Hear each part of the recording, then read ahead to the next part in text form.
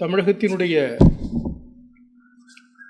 வரலாறு, கல்வி வரலாறு என்று இந்த புத்தகத்தை நாம் எடுத்துக்கொள்ளலாம்.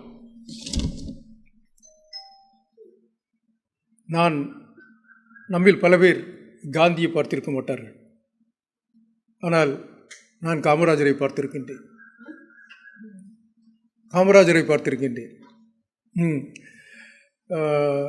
என்னுடைய குமரி மாவட்டத்திலே அவருடைய ஒரு கூட்டத்திற்கு நான் போயிருக்கின்றேன். அங்கே இருக்கக்கூடிய மிக பிரபல்யமான இடம் நாகராஜா திடல் என்று சொல்வார்கள். அதனுடைய பேரிலே தான் அதற்கு நாகர்கோவில் என்று பேர் வந்தது. அந்த திடலிலே காமராஜர் பேசியதை நான் கேட்டிருக்கின்றேன். அவர் பேசி முடித்ததற்கு பின் அவர் பேசியது ஒரே ஒரு கருத்து மட்டும் எனக்கு ஞாபகம் இருக்கிறது. அப்பொழுது தமிழ் என்று மிக அதிகமாக பேசப்பட்ட காரியம். அப்பொழுது ஒரு ஒன்றை சொன்னார்: தமிழை இமயமலை அளவுக்கு அதற்கு மேலும் வளர்ப்பதற்கும் இமயலை தாண்டி செல்வதற்கும் நாங்கள் கண்டிப்பாக உழைப்போம் என்று அவர் சொன்னது எனக்கு இப்பொழுது ஞாபகம் இருக்கிறது. அப்பொழுது எனக்கு கடைசி பஸ் நாகர்கோவிலிருந்து என்னுடைய கிராமத்திற்கு போவதற்கு 10 மணிக்கு தான் கடைசி பஸ். கூட்டம் முடியவில்லை. ஆகவே அந்த கூட்டத்தை முடித்துக்கொண்டு நாங்கள் அத்தனை பேரும் ஒரு 13 கிலோமீட்டர் நடந்து காலையில் வீட்டிற்கு போய் சென்றோம். என்னால் பஸ்ஸை விட்டுவிட்டோம் என்பதனால் அப்படி எனக்கு ஞாபகம் இருக்கிறது. இன்னொரு முறை என்னுடைய கிராமம் என்பது அழகப்பபுரம் என்கின்ற கிராமம். 1967 தோற்றதற்கு பின்னால் காமராஜர் தேர்தலில் தோற்றலுக்கு பின்னால் எங்களுடைய ஊருக்கு, அவர் எம்பி ஆனதற்கு பின்னால் எங்களுடைய ஊருக்கு வந்தார். ஒரு கூட்டத்தில், காங்கிரஸ் கூட்டத்திற்காக பேசுவதற்காக வந்தார். எங்களுடைய ஊர் எவ்வாறு அமைந்திருக்கும் என்று சொன்னால், ஒரு சர்ச் இருக்கும். அந்த சர்ச்சை சுற்றி 4 தேர் ரத வீதிகள் இருக்கும். ஸோ காமராஜர் இவர்கள் என்ன செய்தார்கள் என்று சொன்னால், அந்த 4 ரத வீதிகளையும் மிக அலங்காரமாக அலங்கரித்து வண்ண விளக்குகளெல்லாம் வைத்து அவரை கூட்டு கொண்டுவதற்காக இங்கே நிற்கிறார்கள். எல்லோரும் சாலையிலே நிற்கிறார்கள், ரோட்டிலே நிற்கின்றார்கள். காமராஜர் இறந்து பார்த்தால் ஊர் ஊராக லைட்டாக இருக்கிறது. வந்தவுடன் கடுமையான சத்தம்: இவ்வளவு பணத்தை உங்களுக்கு யார் செலவு செய்ய சொன்னார்கள்? இவ்வளவு பணம் உங்களுக்கு செலவு செய்ய வேண்டுமா? நான் இந்த கூட்டத்திலாம் கலந்து கொள்ள மாட்டேன். இப்படிப்பட்ட ஒரு ஆடம்பரமான கூட்டத்தில் நான் கலந்து கொள்ள மாட்டேன்னு சொல்லி வண்டியில் ஏற போய்விட்டார். எல்லாரும் அவருடைய எதுவும் பேசுவதற்கு தயக்கமோடு எல்லோரும் ஓடி போய் விடுகின்றார்கள். சரி, அவர் வந்தார். அவரை அழைத்து கொண்டு வந்தார்கள். கோயில் முன்னால் தான் என்னுடைய வீடு இருக்கிறது. என்னுடைய வீடை தொட்டுத்தான் அந்த கூட்டத்தினுடைய அந்த மேடை அலங்கரிக்கப்பட்டிருந்தது. கூட்டம் நடந்தது. நாங்கள் எங்கள் வீட்டில் உட்கார்ந்தே காமராஜரை பார்த்து கொண்டிருக்கின்றோம். அப்பொழுது மேடையிலிருந்து ஒருத்தர் ஓடி வந்தார். எங்கள்கிட்ட சொன்னார், எங்கள் வீட்டில் எங்கள் அம்மாவிடம், காமராஜர் குடிக்கிறதுக்கு தண்ணி வேணும், கொஞ்சம் வெந்நி போட்டு தருவீங்களா என்று கேட்குறார். அதுக்கு அவர் 13 வருஷம் சீஃப் மினிஸ்டராக இருந்தவர், அகில இந்திய காங்கிரஸுடைய தலைவர். அவர் அந்த தொகுதியின் எம்பி. அவருக்கு தண்ணீர் குடிப்பதற்கு ஒரு சாதாரண வீட்டிலிருந்து, நம் வீட்டிலிருந்து வெந்நீர் கேட்கின்றார்கள். உடனே எங்கள் அம்மா உள்ளே போய் வெந்நீர் போட்டு கொண்டு கொடுத்தவன் அதை அவர் அது எந்த விதமான ஆர்ப்பாட்டம் இல்லாமல் அவர் அந்த வெந்நீரை குடித்தார். அந்த காட்சி என்பது எனக்கு இன்றும் நினைவு இருக்கிறது. காமராஜருக்கும் எங்கள் அம்மாவிற்கு அது ஒரு மறக்க முடியாத ஒரு சம்பவம் என்று எங்களுடைய அம்மா சொல்லிக் கொண்டிருப்பார். இப்படித்தான் காமராஜருக்கும் எனக்குமான ஒரு தொடர்பு. இந்த காமராஜரை பற்றி ஒரு மிக குறுகிய அவருடைய வரலாற்றை அவர் குறிப்பிடுகின்றார். எப்படி என்றால், காமராஜருடைய பிறந்த ஊர் நமக்கு அனைவருக்கு தெரியும், விருதுநகர். இப்பொழுதைய பேர் அதற்கு விருதுநகர். அப்பொழுது அதற்கு முன்னால் காமராஜருடைய இளமை காலத்தில் அதுக்கு பேர் விருதுப்பட்டி. ஒரு சின்ன கிராமம் என்பதுதான் அதனுடைய பெயர். அது எப்படி என்று சொன்னால், நீங்கள் இப்பொழுது ட்ரெயினுக்கு நீங்கள் போனீர்கள் என்று சொன்னால் ஒவ்வொரு ஊருக்கும் ஒரு குறிப்பிட்ட குறுகிய பெயர் இருக்கும். இப்போ மெட்ராஸ் பீச் அப்படின்னா எம்எஸ்பி என்று இருக்கும். திருநெல்வேலி என்று சொன்னால் TN அப்படி என்று இருக்கும். விருதுநகருக்கு இப்பொழுது VPT என்று தான் இருக்கும். விருதுப்பட்டி என்பதை குறிப்பிடுகின்ற வகையிலே அது ரயில்வே குறுக்கெழுத்து என்பது VPT என்பதாகத்தான் இருக்கும். அதற்கு பின்னால் தான் அது விருதுநகராக மாற்றப்பட்டது, வளர்ந்ததற்கு பின்னால். அந்த விருதுப்பட்டியில் மிக சாமானிய குடும்பத்தில் பிறந்தவர் காமராஜர். மிக ஏழை குடும்பத்தில் பிறந்தவர். அவருடைய அப்பா அவருடைய 6 வயதிலே இறந்து போய்விடுவார். காமராஜர் படித்தது 6ஆம் கிளாஸ் வரை தான் அவர் படித்தார். அதற்கு பின்னால் அவர் படிக்கவில்லை. அதற்கு பின்னால் அவர் கடைக்கு போனார். பிறகு அங்கிருந்து சுதந்திர போராட்டத்தில் ஈடுபட்டு இந்த நாட்டு தொண்டிலே அவர் தன்னை முழுமையாக அர்ப்பணித்துக் கொண்டார். 9 முறை சிறை சென்றிருக்கின்றார் காமராஜர். 3000 நாட்கள் அவர் சிறையிலே தன்னுடைய பொழுதை கழித்திருக்கின்றார்.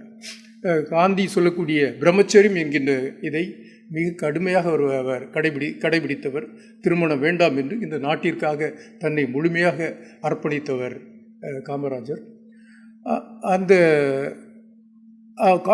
காந்தியின் மீது காமராஜருக்கு மிகுந்த அன்பும் மரியாதையும் அவருடைய கொள்கையின் மீது மிகுந்த நம்பிக்கையும் உள்ளவர். ஆனாலும் காந்தியினுடைய கொள்கையின் மீது அல்லாவிட்டால் காந்தி சொல்லுகின்ற கருத்துக்கள் மீது ஏதாவது முரண்கள் இருந்தால் அதை வெளியே சொல்வதற்கு அவர் என்றும் தயங்குவதில்லை. காமராஜோட இன்னொரு குணம் என்னவென்று சொன்னார், அவர் எந்த கோயில்களுக்கும் போவதில்லை, எந்த சாமிகளையும் கும்பிடுவதில்லை. ஆனால் சாமிகள் வேண்டாம் என்று சொல்வதில்லை, கோயில் வேண்டாம் என்று சொல்வதில்லை. அவர் கோயில் நம்பிக்கை இல்லை, கோயில்களில் அவருக்கு பெரிய நம்பிக்கை இருப்பதாக அவர் தன்னை வெளியே காட்டிக்கொள்ள மாட்டார். அவர் என்ன சொல்வார் என்று சொன்னால், பக்திமானாக இருப்பதை விட மனிதன் யோக்கியனாக இருந்தால் போதும் என்று சொல்வார். பக்திமானாக இருக்க வேண்டிய அவசியம் கிடையாது, நீ உண்மையான நேர்மையான மனிதனாக இருந்தால் போதும் என்று சொல்வார். அவ்வாறு தான் அவர் பக்திமானாக இல்லாமல் உண்மையிலேயே ஒரு யோக்கியனாக நேர்மையான மனிதனாக இருந்தார்.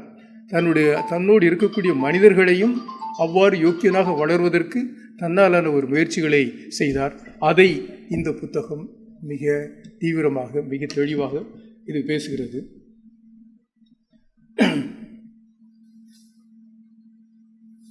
இந்த புத்தகம் முதலில் ஒரே ஒரு சம்பவத்திலிருந்து ஆரம்பிக்கிறது. 1952ஆம் வருடம் தமிழ்நாட்டிலே தேர்தல் நடக்குது, பொது தேர்தல். அப்பொழுது காங்கிரஸ் தோற்றுவிடுகிறது. ஐக்கிய கூட்டணி இங்கக்கூடிய கம்யூனிஸ்டுகளுடைய தலைமையிலான கட்சி தான் அதிக இடத்தை பெற்றிருக்கிறது. ஆக அந்த நேரத்தில் காங்கிரஸ் தன்னுடைய சாதுரியத்தை உபயோகப்படுத்தி ஆளுங்கட்சியாக மாற்றிவிடுகின்றார்கள்.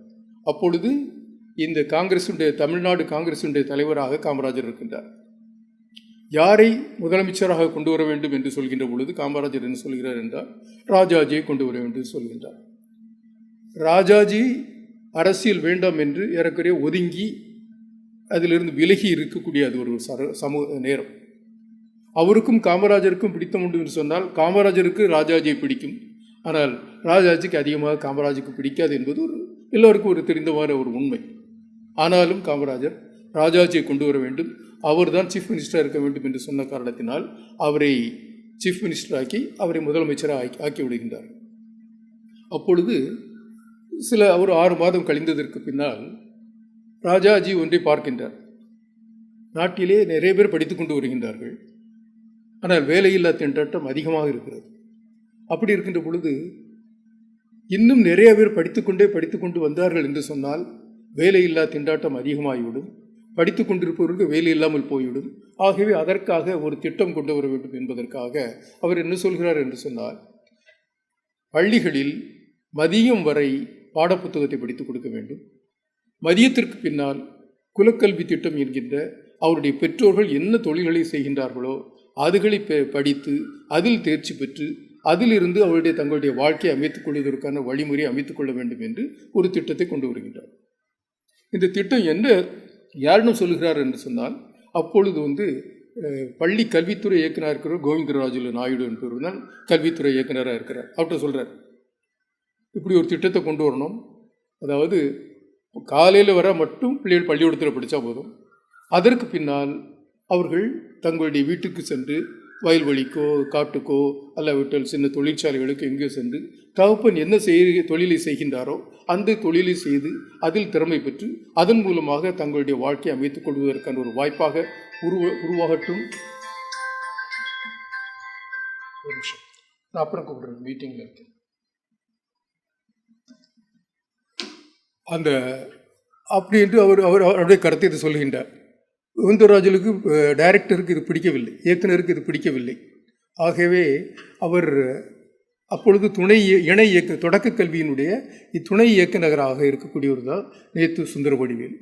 அவரிடம் இந்த கருத்தை சொல்கின்றார்.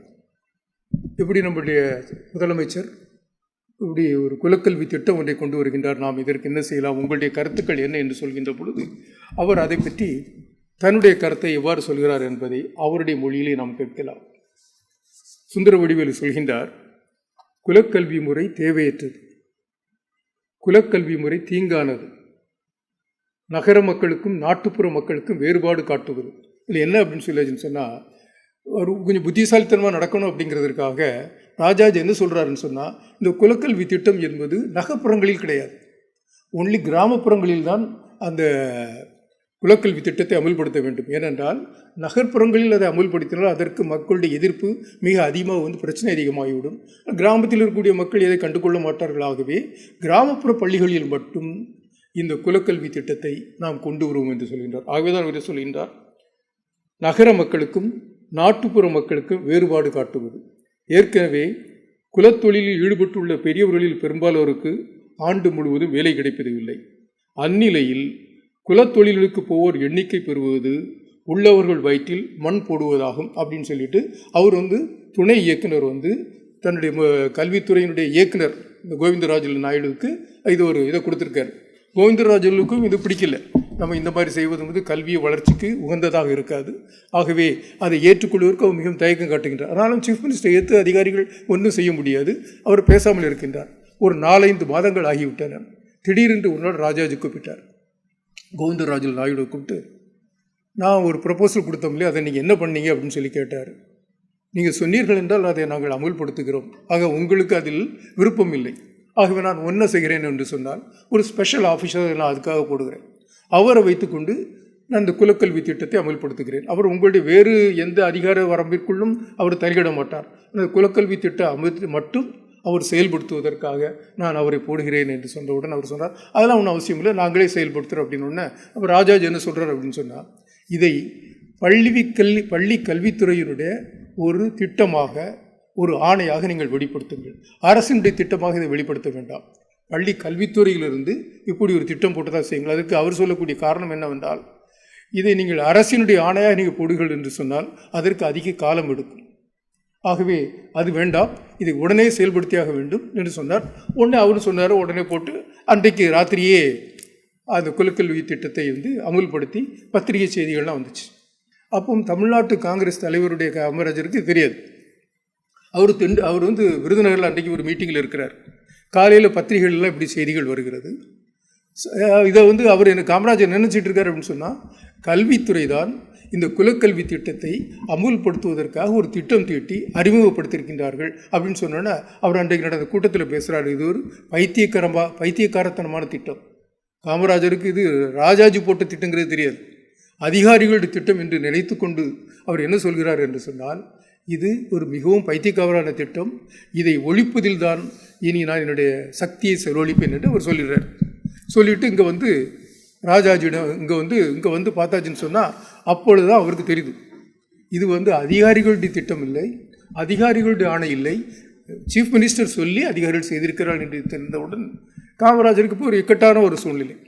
அப்போ அவர் என்ன சொல்கிறார் அப்படின்னு சொன்னால், நமக்கு இந்த குலக்கல்வி திட்டத்தையும் ஒழித்தாக வேண்டும், ராஜாஜியுடைய மேன்மைக்கு எந்த விதமான இழுக்கும் விடக்கூடாது. ஆகவே அதுபோன்ற ஒரு சூழலில் நாம் இது செயல்பட வேண்டும் என்று சொன்னவுடன் மற்ற தமிழ்நாட்டில் இருக்கக்கூடிய மற்ற கட்சிகளுடைய சூழ்நிலையிலும் பார்க்க வேண்டும். அப்பொழுது 1949ஆம் ஆண்டு திராவிட முன்னேற்றக் கழகம் அண்ணாவினுடைய தலைமையில் ஆரம்பிக்கப்பட்டிருக்கிறது. அவர்கள் மிக தீவிரமாக இதற்கு எதிராக பொங்கெழுகின்றார்கள். திராவிடர் கழகத்தில் பெரியார் இதற்கு எதிராக எழுந்து கொண்டிருக்கின்றார். கம்யூனிஸ்ட் கட்சியில் சார்ந்த கம்யூனிஸ்ட் இயக்கமும் இந்த குலக்கல்வி திட்டத்திற்கு மிகவும் கடுமையாக எதிர்ப்பாக இருக்கின்றார்கள். காங்கிரஸிலும் இதற்கு எதிர்ப்பு இருக்கிறது. என்ன எழுதினார்கள் என்று சொன்னால், காங்கிரஸில் இருக்கக்கூடிய சட்டமன்ற உறுப்பினர்கள் பெருவாரியானவர்கள் தங்களுக்குள் கையெழுத்து வாங்கி இந்த குலக்கல்வி திட்டத்தை நீங்கள் நீக்க வேண்டும் என்று காமராஜருக்கு இதை கொடுக்கிறார்கள். அப்பொழுது காமராஜர் இருக்கக்கூடியது இப்போ விஜய் கவர்மெண்ட் மாதிரி தான், ஒரு முழுமையான அவர்களுடைய எண்ணிக்கை பலம் அவர்களுக்கு இல்லை. ஆகிய மற்றவர்களை நம்பி இருக்கக்கூடிய சூழலில் எதிர்கட்சிக்காரர்கள் என்ன செய்வார்கள் என்று சொன்னால், நம்பிக்கையில்லா தீர்மானம் கொண்டு வருவார்கள் என்று தெரிந்து காமராஜர் உடனே அதை தணிப்பதற்காகவும் அதை மாற்றுவதற்காகவும் அவர் ராஜாஜியுடைய அமைச்சரவையின் மீது ஒரு நம்பிக்கை தீர்மானத்தை கொண்டு அந்த நம்பிக்கை தீர்மானம் வெற்றி பெற்று விடுகின்றது. ஆக அந்த நேரத்தில் இந்த பிரச்சனை இருக்கிறது. ஆனால் சமூக வெளியிலே, பொது வெளியிலே இந்த குலக்கல்வி திட்டத்திற்கு மிக கடுமையான எதிர்ப்பாக இருக்கிறது. அப்பொழுது காமராஜர் அந்த காங்கிரஸில் ஒரு திட்டம் வைத்திருந்தார்கள். ஒவ்வொரு வருடமும் யார் இந்த வருடத்திலே முதலமைச்சராக இருக்க வேண்டும் என்பதற்காக ஒவ்வொரு வருடமும் அவர்கள் ஒரு தீர்மானம் கொண்டு வருவார்கள், அதில் தேர்ந்தெடுப்பார்கள். 1954ஆம் வருடத்தில் யாரை தேர்ந்தெடுக்க வேண்டும் என்று சொன்னவுடன் காமராஜர் சொல்கிறாரு, ராஜாஜி தான் நம்ம கொண்டு வர வேண்டும்.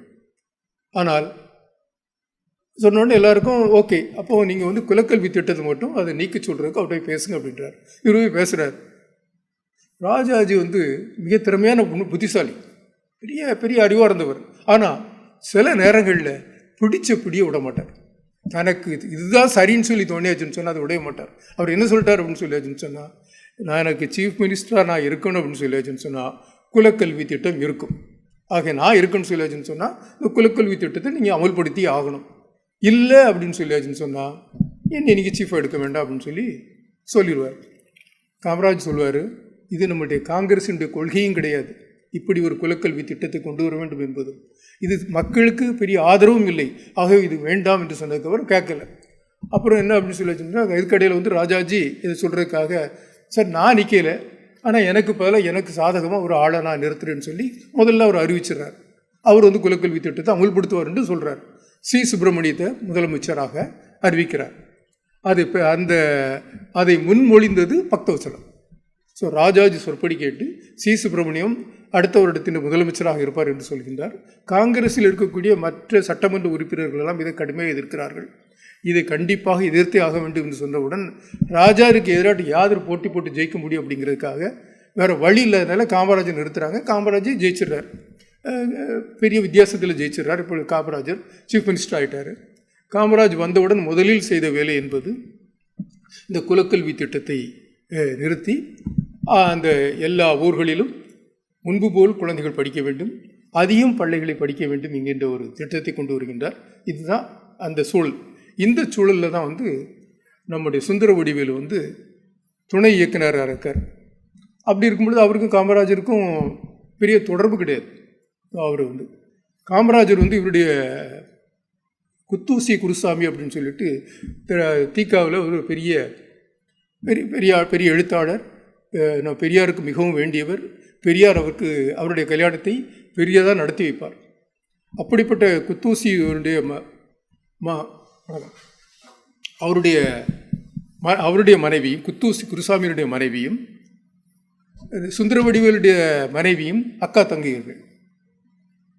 இருவரும் இசைவேளாளர் மரபினை சார்ந்தவர்கள், தாசி குடும்பத்தை சார்ந்தவர்கள். அவர்கள் இருவரையும் பெரியாருடைய தூண்டுதலின் காரணமாக இவர்கள் இருவரும் மனம் முடித்திருக்கின்றார்கள். 2 பேரும் சகலைகள். 2 பேருடைய வீடும் பக்கத்தில் தான் இருக்கிறது. காமராஜருக்கு குத்தூசி குருசாமி என்பது பெரிய நண்பர். அரசியல் சம்பந்தமான கருத்துக்களை கேட்பதற்காக அடிக்கடி காமராஜர் சீஃப் மினிஸ்டராக இருக்கும் பொழுது அவருடைய வீட்டுக்கு வருவார். அப்போ காமராஜருடைய காருங்க நிற்கிது. அவருடைய மாமனார், 2 பேருடைய மாமனார், காமராஜ் தான் உள்ளே இருக்கார். அவங்க சும்மா தான் பேசிக்கிட்டு இருக்க, நீங்கள் கூட போங்க அப்படின்னு சொல்லிட்டு சுந்தரவடிவேலு ஐயோ நான் அதெல்லாம் போக மாட்டேன், நான் அதிகாரின்னு சொல்லி அவர் போகாமல் இருந்துருவார். அப்படி 4-5 முறை வந்ததுக்கு பின்னாலும் அவர் காமராஜரை வீட்டில் போய் பார்க்க மாட்டார். அதற்கு பின்னால் ஒரு சம்பவம் ஒன்று நடக்கிறது. அதாவது மன்னாரப்பேட்டையில் அந்த விருதுநகருடைய நாடார் உறவின் முறை உரையினர் இருக்கின்றார்கள். அவர்கள் ஒரு உயர்நிலை பள்ளி ஆரம்பிக்க வேண்டும் என்பதற்காக அரசிற்கு ஒரு அப்ளிகேஷன் கொடுத்துருக்காங்க. அது நம்ம கோவிந்தராஜுலு இயக்குநர்கிட்ட இருக்குது. அப்போ அவர் காமராஜர்கிட்ட கேட்குறாரு, நான் உங்களை இது ஒரு சம்பந்தமாக பேச வரணும் அப்படின்னு சொன்னோன்னே காமராஜர் சொல்கிறாரு, இதுக்கெல்லாம் டைரக்டர் வர வேண்டிய அவசியமே கிடையாது, இது பார்க்கின்ற கூடிய ஒரு துணை அதிகாரியை நீங்கள் அனுப்புங்கணும் அப்படின்னோடனே இவர் வர்றார். நான் சேது சுந்தரவடிவேலு முதல் முறையாக காமராஜை பார்க்கறதுக்காக அவருடைய அறைக்கு வர்றாரு. அவருக்கு ஒரே பயம். அவர் என்ன சொல்கிறாருன்னு எனக்கு நெஞ்செல்லாம் துடிச்சிக்கிட்டே இருந்து காமராஜை எப்படி பார்க்குது அப்படின்னு டைரக்டர் வர சொல்லிகிட்டு இருக்காரு, காமராஜர் எந்த விதத்துலையும் நீங்கள் முறைச்சிக்கக்கூடாது, நாங்கள் அந்த விருதுநகர் பள்ளிக்கூடத்தை கொடுப்பதற்கு நீங்கள் ஆணையிட்டால் நாங்கள் கொடுப்பதற்கு தயாராக இருக்கிறோம் என்பதை முதலிலே சொல்லிவிடுங்கள் அப்படின்னு சொல்கிறார். காமராஜர் போனோன்னா வாங்க உட்காருங்கன்னு சொல்லிட்டு கேட்டுட்டு, ஒரு தனியார் துறையிலே உயர்நிலை பள்ளி ஆரம்பிக்கிறதுக்கு என்னென்ன கண்டிஷன்ஸ்லாம் வேணும் அப்படின்னு கேட்டார். அவர் வரிசையாக 1, 2, 3 சொல்கிறார். இப்போது இந்த விருதுநகர் நாடார் உறவின் முறையினர் ஒரு பள்ளிக்கூடம் கொடுத்துருக்காங்க. அவங்க இதில் என்னென்ன கண்டிஷன்ஸ் இல்லைலாம் அவங்க நிறைவேற்றி இருக்கிறாங்க அப்படின்னு சொல்லி கேட்குறாரு. அவர் சொல்கிறாரு, அவங்க எல்லா கண்டிஷன்ஸும் நிறைவேற்றிட்டாங்க, ஆனால் ஒரே ஒரு கண்டிஷன்ஸ் மட்டும் இருக்குது. அதாவது சொந்த கட்டிடம் வேணும், ஒரு ஹைஸ்கூல் இருக்கணும் அப்படின்னு சொல்லியாச்சுன்னு சொன்னால் சொந்த கட்டிடம் வேணும். அவங்க இன்னும் சொந்த கட்டிடம் பண்ணலை, அடுத்த வருஷம் தந்துடுறோம் அப்படின்னு சொல்லியிருக்காங்க அப்படின்னாரு. அப்போ அவர் காமராஜர் கேட்குறாரு அவர்கிட்ட, இந்த மாதிரி சூழ்நிலையில் வேற ஒருத்தர் கொண்டு வந்தாருன்னா நீங்கள் என்ன செய்வீங்க அப்படின்னு சொல்கிறார். அப்போ அவர் சொல்கிறாரு, மற்ற எல்லா கண்டிஷன்ஸும் சரியாக இருக்குது, ஒரு வருஷத்தில் நாங்கள் ஒரு பள்ளிக்கூடத்தை ஆரம்பித்து விடுவோம், கட்டிடத்தை கட்டி விடுவோம் என்று சொன்னால் முதல்ல ஃபஸ்ட் ஃபார்ம்லேருந்து 3rd ஃபார்ம், அதாவது அந்த காலத்தில் 6ஆம் கிளாஸுக்கு பிறந்து ஃபஸ்ட்டு ஃபார்ம், அப்படி தானே போகும். 5th ஃபார்ம் வரவர் அப்படின்னு சொல்லுவாங்க. அதை 8ஆம் கிளாஸ் வரை இருக்கக்கூடியதுக்கு நாங்கள் முதலில் அனுமதி கொடுப்போம். அந்த ஒரு வருஷத்திற்குள் கட்டணம் கட்டிவிட்டார்கள் என்று சொன்னால் அடுத்த வருஷம் ஹைஸ்கூல் கட்டுவதற்கு நாங்கள் அனுமதி கொடுப்போம் அப்படின்னு சொல்கிறார். நல்ல திட்டமாக இருக்குது. ஏன் நல்ல திட்டமாக இருக்குன்னு சொல்லி காமராஜர் அவர்கிட்டே சொல்கிறார். நீங்கள் அனுமதி கொடுத்தாச்சுன்னு சொன்னால் தான் அவங்கள பணத்தை திரட்ட முடியும். ஹைஸ்கூல் கட்ட போகிறோம் அப்படின்னு சொல்லிட்டு மக்கள்கிட்ட இருந்தோ அவங்களோட பொது பணத்தை எடுத்து அதை உபயோகிக்க முடியும். அப்போ தான் கட்டடம் கட்ட முடியும். அதுக்கு இந்த அனுமதி அவசியம். ரெண்டாவது, நீங்கள் இப்போவுமே கட்டடம் கட்டாமல் நீங்கள் அனுமதி வழங்கிட்டீங்க அப்படின்னு சொல்லியாச்சுன்னு சொன்னால் எல்லாரும் படுத்து தூங்கிடுவோம். ஒரு பையனும் கட்டடம் கட்டுறதுக்கு முயற்சி எடுக்கவே மாட்டான். அப்படியே இருக்கும், வாடகை கட்டடத்திலே ஓடிட்டு இருக்கும். அதனால் அவங்களுக்கு முழுமையான அனுமதி வேண்டும் என்று சொன்னால் அவர்களுக்கு காத்திருக்க வேண்டும். இது நல்ல திட்டம், இப்படி நீங்கள் செயல்படுத்திடுங்க அப்படின்றார். அப்போ இவர் சொல்கிறாரு, இப்படி டைரக்டர் உங்கள்கிட்ட இப்படி சொல்ல சொன்னார். டைரக்டர் சொல்கிறதுலாம் இருக்குது. யாருக்கும் எனக்காக வேண்டிய ஆட்களுக்காக நீங்கள் சட்டத்தை ஒரு நாள் மீறக்கூடாது. உங்களுக்கு எது சரின்னு போடுதோ அதை செய்யுங்க அப்படின்னு சொல்கிறாரு. அங்கே போகிறாங்க. அடுத்த நாள் அந்த டைரக்டருக்கு நம்ம சீஃப் மினிஸ்டர் நம்ம ஊண்டு பண்ணிட்டோமோ அப்படிங்கக்கூடிய ஒரு வருத்தம் அவருக்கு இருந்தது. அடுத்த நாள் அந்த நாடார் உறவின் முறையிலேருந்து ஒரு அப்ளிகேஷன் கொடுக்குறாங்க. 8ஆம் கிளாஸ் வரை எங்களுக்கு கொடுங்க அப்படின்னு சொல்லி கேட்டாங்க. அவருக்கு ரொம்ப சந்தோஷம். அதை பற்றி தான் இவர் எழுதுகிறார். இந்த காமராஜரும் அட்மினிஸ்ட்ரேஷன் எப்படி எங்களுக்கு இருந்தது அப்படிங்கிறதை பற்றி அவர்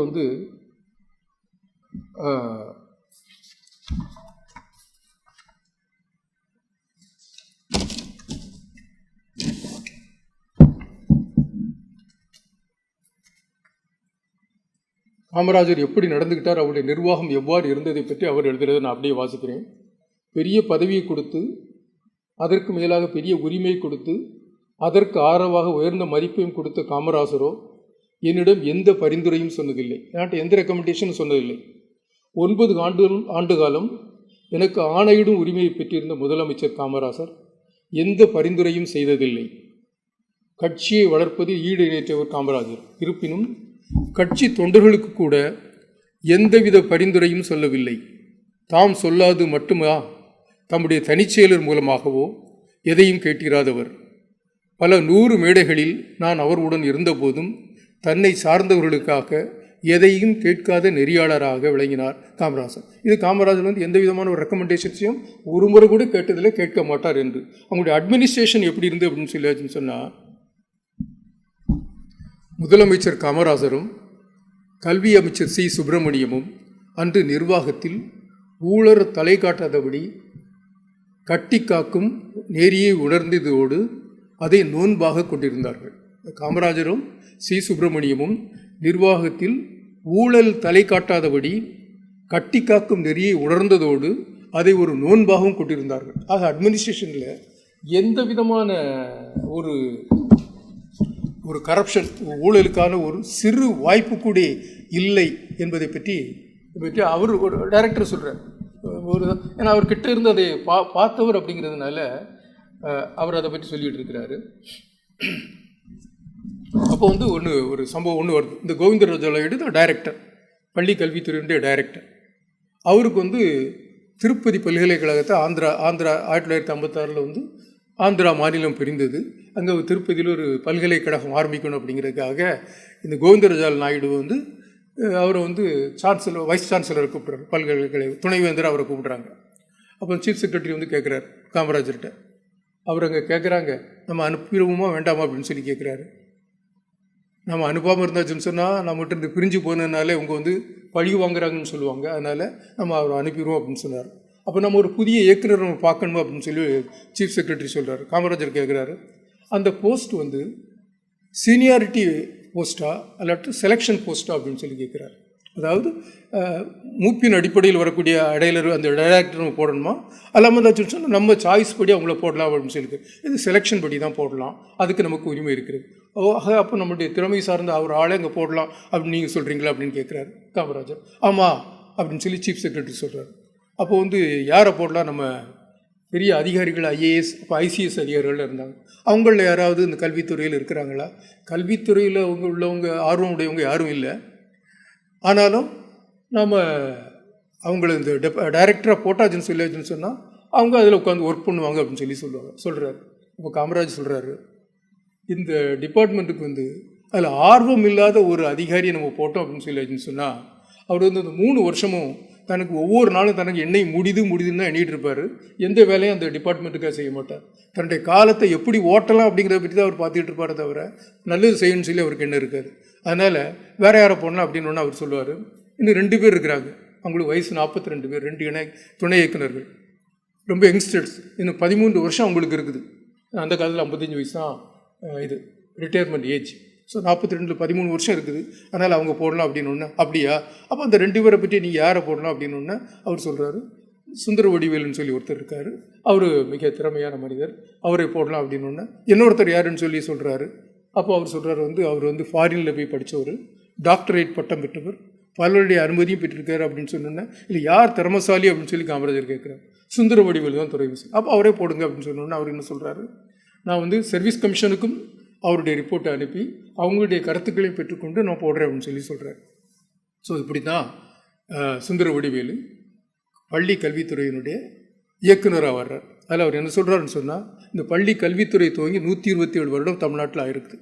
அந்த 127 வருடத்தினுடைய வரலாற்றில் முதல் முறையாக ஒரு தமிழன் இப்பொழுதுதான் கல்வித்துறையுடைய இயக்குநராக வந்திருக்காரு. அந்த தமிழர் என்பது சுந்தர வடிவேலு அப்படின்னு சொல்லி அவர் இதில் சொல்கிறார். ஒரு தமிழன் கல்வித்துறைக்கு வந்தது சுந்தர இது சொல்லியிருக்கிறார்.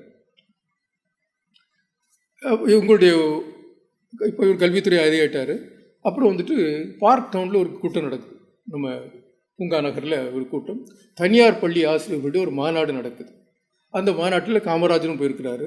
மெமோரியல் ஹாலில் இந்த கூட்டம் நடக்குது. பக்கத்தில் சுந்தர வடிவேல் இருக்கிற டைரக்டர், அவரும் பக்கத்தில் உட்காந்துருக்கார். அப்போ கூட்டம் நடந்துகிட்டு இருக்கு. காமராஜர் பக்கத்தில் இருக்கும்போது இவர்கிட்ட கேட்குறாரு, நீங்கள் முன்னாடி மாநகராட்சி கல்வி அதிகாரியாக இருந்திருக்கீங்களா அப்படின்னு கேட்டிருக்காரு. ஆமாம் அப்படின்னு சொல்லியிருக்காரு. அங்கே மதிய உணவு போட்டிங்களாமா அப்படின்னு சொல்லி கேட்டார். ஆமாம் மதிய உணவு போட்டேன் அப்படின்னு சொல்லி அவர் சொல்கிறார். மதிய உணவு போடும் பொழுது அங்கே மதிய உணவினுடைய காரணமாக பள்ளிக்கூடத்தில் பிள்ளைகள் கூடுதல் வந்ததா அப்படின்னு சொல்லி கேட்பார் காமராஜர். ஆமாம் நிறைய கூடுதல் வந்தாங்க.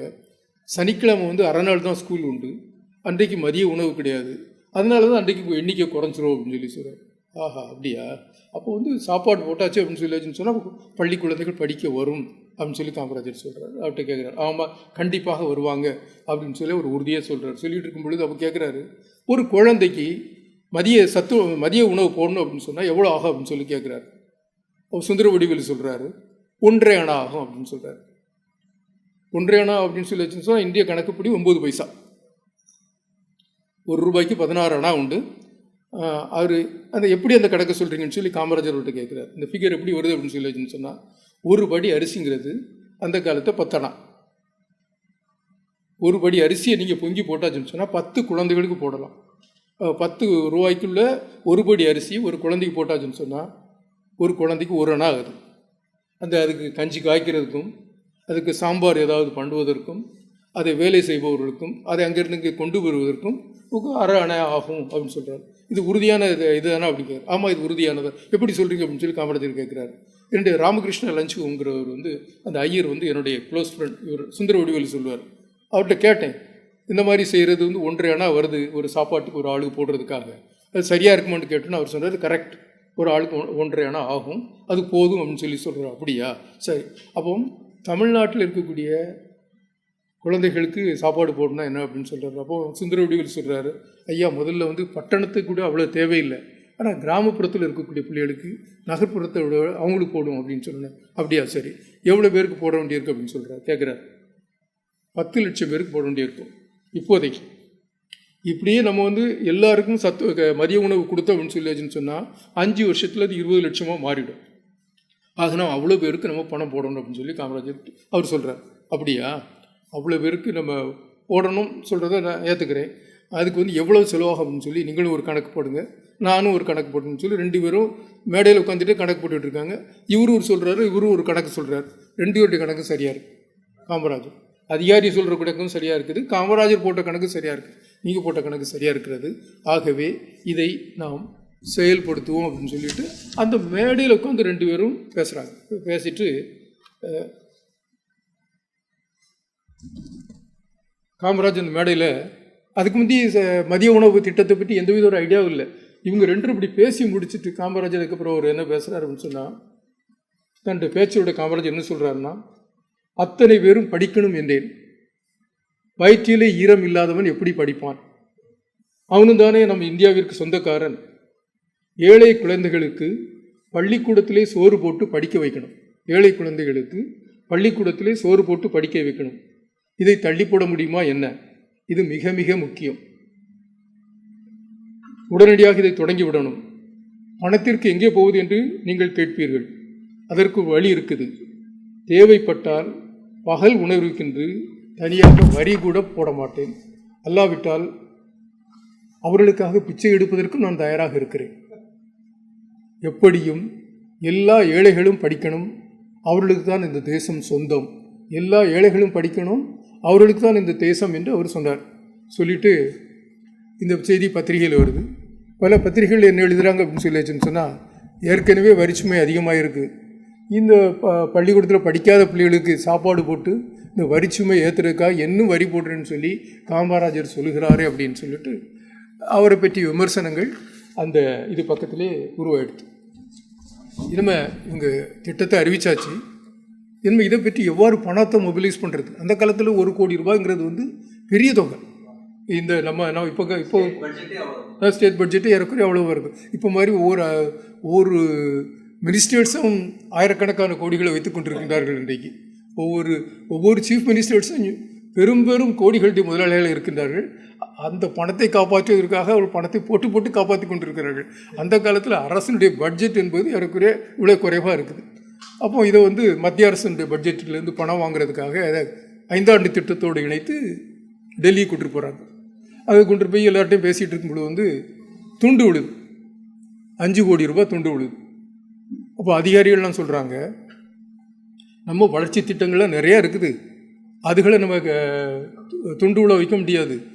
இப்பொழுது நம்மளுக்கு அதிகப்படியாக இருக்கிறது மதிய உணவுக்காக 2 கோடி ரூபாய் தேவைப்படுது. அதை வந்து கட் பண்ணிட்டோம்னு சொல்லியாச்சுன்னு சொன்னால் இந்த மத்திய அரசுக்கு நமக்கு தரக்கூடியதில் வந்து ஒரு பெரிய தொகை குறைஞ்சி போயிடும். ஆக அதை இந்த வருஷத்துக்கு நம்ம அமல்படுத்த வேண்டாம் அப்படிங்கிறார். அப்போ கல்வித்துறை இயக்குனர் இருக்கார், காமராஜன் உட்காந்துருக்கார். டிடிகே வீட்டில் தான் அவர் தான் இப்போ வந்து காமர்ஸ் மினிஸ்டர் சென்ட்ரலில், அவர் வீட்டில் இது நடக்க. அப்போ அவர் சொல்கிறாரு, கல்வித்துறை இயக்குனர் நீங்கள் சொல்லுங்கன்னா, இல்லை கண்டிப்பாக இது செய்தே ஆகணும், பள்ளிக்கூடத்தில் பிள்ளைகளுக்கு படிப்புக்கு வரணும் அப்படின்னு சொல்லி வச்சுன்னா சாப்பாடு போட்டே ஆகணும் அப்படிங்கிறாரு. அப்போ அதிகாரிகள் என்ன சொல்கிறாங்க, இப்போவும் நம்ம சாப்பாடு போடுறோம்னா அந்த சில நகர்ப்புற ஸ்கூலில் இருக்கக்கூடிய பிள்ளைகளுக்கெல்லாம் சாப்பாடு போடுறோம். அங்கே என்ன நடக்குது? கான்ட்ராக்டர்ஸும் வாத்தியார்களும் அந்த பிள்ளைகளுக்கு சாப்பாடு போடக்கூடிய பணத்தை எடுத்துகிட்டு போயிடுறாங்க. ஆக அந்த திட்டம் சரியாக நடக்கலை. அதனால் திரும்பவும் இதை வந்து எல்லா ஸ்கூலுக்குள்ளேயும் போட்டு இந்த பணம் விரயமாக தான் போகுது, அதனால் இப்போ வேண்டாம் அப்படின்னு சொல்கிறார். காமராஜர் சொல்கிறார் உடனே, ஓ அப்படி நடக்குதா, இந்த திட்டத்தை இனிமேல் செயல்படுத்த போகிறது வந்து கான்ட்ராக்டர்ஸ் கிடையாது, வெளியாட்கள் கிடையாது, பொதுமக்கள் தான். பள்ளிக்கூடத்தை சுற்றி இருக்கக்கூடிய பொதுமக்கள் தான் இந்த மதிய உணவு திட்டத்தை செயல்படுத்துவார்கள். 2வதாக ஆசிரியர்கள் இதிலிருந்து பலன் எடுக்கிறார்கள் என்று சொல்ல அடுத்த ஒரு திட்டம், ஆசிரியர்கள் ஒவ்வொருவரும் குழந்தைகளோடு சேர்ந்து மதிய உணவை உண்ண வேண்டும். இந்த 2 திட்டமும் இதனுடைய கொள்கை முடிவு. இதை இதில் அமல்படுத்த வேண்டும் என்று சொல்லிட்டு அவர் சொல்கிறாரு, நீங்கள் என்னத்தில் வேணாலும் கட் பண்ணுங்க, ஆனால் இந்த மதிய உணவு திட்டத்தில் மட்டும் கை கொடுக்காதுங்க, இது செயல்படுத்தி ஆகணும் அப்படின்னு சொன்னதுக்கப்புறம் இது வருது. சத்துணவு மதிய உணவு திட்டம் தமிழ்நாட்டில் இருக்கக்கூடிய அனைத்து பள்ளிக்கூடங்களிலும் அமுல்படுத்தப்படுகிறது. அதன் காரணமாக என்ன முன்னேற்றம் தமிழ்நாட்டில் வந்திருக்கிறது என்பதை பற்றி சுந்தரவடிவேலு புள்ளி விவரங்களோடு சொல்கிறார். அதற்கு முன்னால் 2 நூற்றாண்டில் ஏற்பட்ட வளர்ச்சியை, 200 ஆண்டுகளில் ஏற்பட்ட வளர்ச்சியை முதலமைச்சர் காமராஜர் 8 ஆண்டுகளில் சாதித்து காட்டினார். தமிழ்நாட்டினுடைய வரலாற்றில் 200 வருடங்கள் இருந்த கல்வி வளர்ச்சியை 8 ஆண்டுகளில் அதைவிட அதிகமாக சாதித்து காட்டினார். 16,000 தொடக்க பள்ளிகள் தான் காமராஜர் முதல் அமைச்சராக வரும்பொழுது இருந்தது.